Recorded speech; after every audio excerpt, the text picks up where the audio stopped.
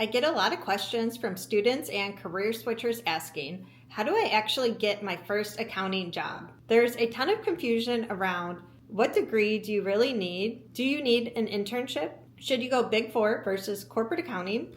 And do you need a CPA before you apply? And all that confusion causes a lot of people to delay applying when they are already qualified. So in this video, I'm going to walk you through how to get your first accounting job in 5 simple steps, based on what I actually look for when I am hiring entry-level accountants. Quick favor, before we start, hit the like button. It lets me know that you are interested in this type of accounting career content. All right, let's get into it. My name is Kelly, and I have been working in corporate accounting for over 10 years. I have worked for both Fortune 200 and Fortune 500 companies, and I am currently a financial reporting manager. So everything I'm sharing today is from the perspective of someone who reviews resumes, interviews candidates, and hires entry-level accountants. Before we jump into the steps, let's quickly talk about why accounting is such a great career. First, it pays really well. If you want to make 6 figures, you can definitely do that in accounting. Second, there's a ton of job security. Every company needs accountants, and there's huge demand.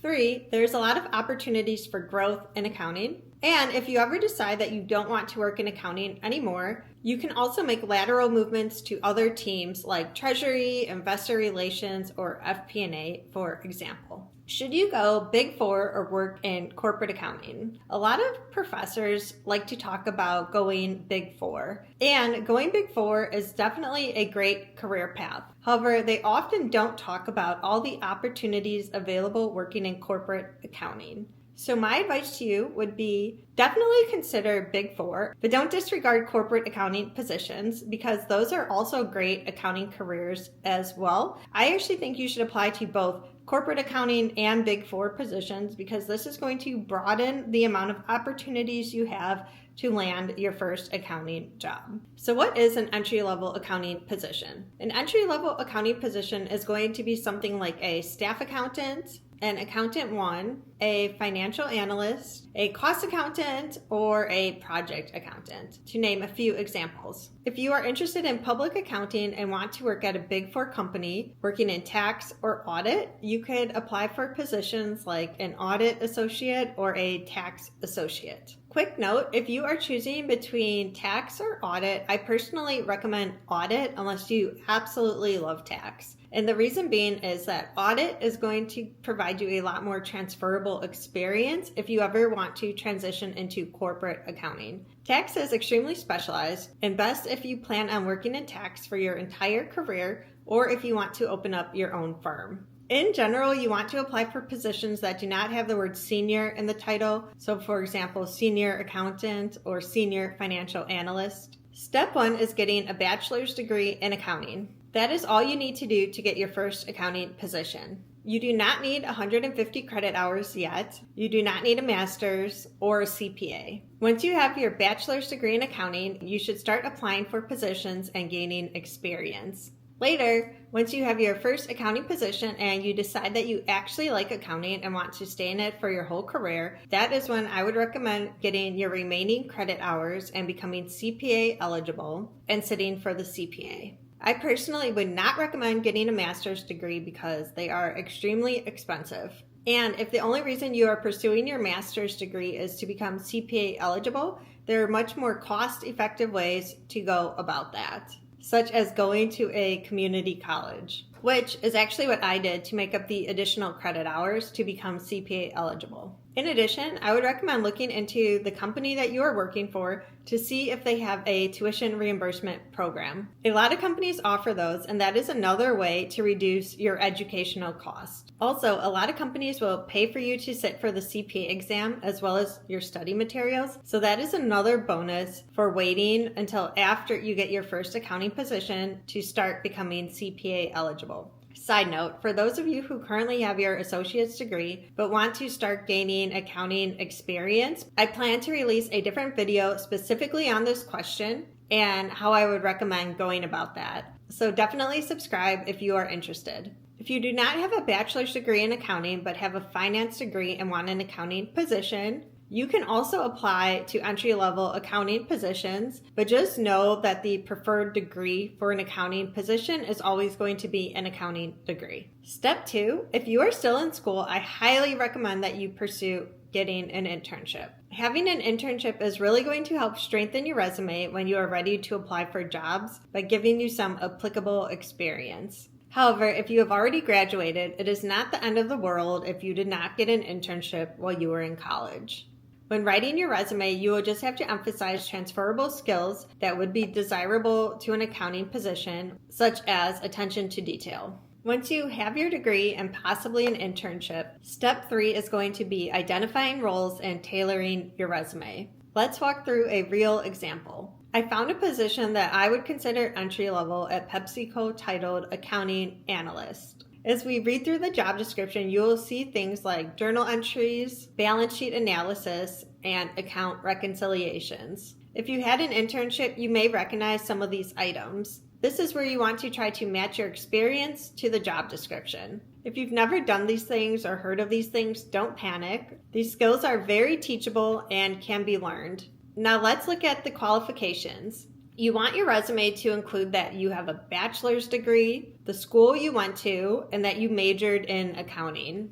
You want to mention that you are proficient in Excel and the other softwares that would be transferable to accounting that you know how to use. For example, if you know how to use macros, I would call that out here. In the job description, it mentions softwares such as SAP and HFM. These are two very popular softwares that a lot of companies use. SAP is a general ledger system, and HFM is a consolidations and reporting tool. If you have used either of these systems via an internship, you definitely want to call that out here. If not, no worries. Once again, these are also teachable and easy to learn. Now, if you don't have any accounting experience or internship experience, this is where you are going to need to be a little bit more creative and try to frame your other experience to sound like the qualifications the job description is looking for. For instance, you can see they are emphasizing strong leadership and communication skills, ability to multitask, strong problem solving and analytical skills, and must be detail oriented. So for example, if I worked at a restaurant while I was going to school, I would list this under the skills section of my resume.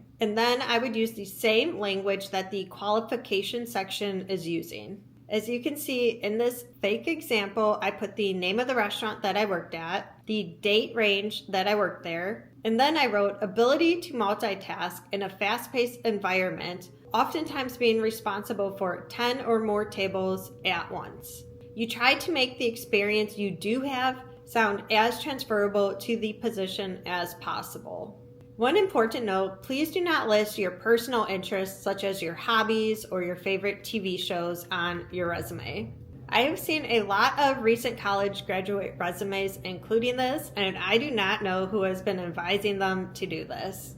However, you want to stay professional and only include relevant information on your resume.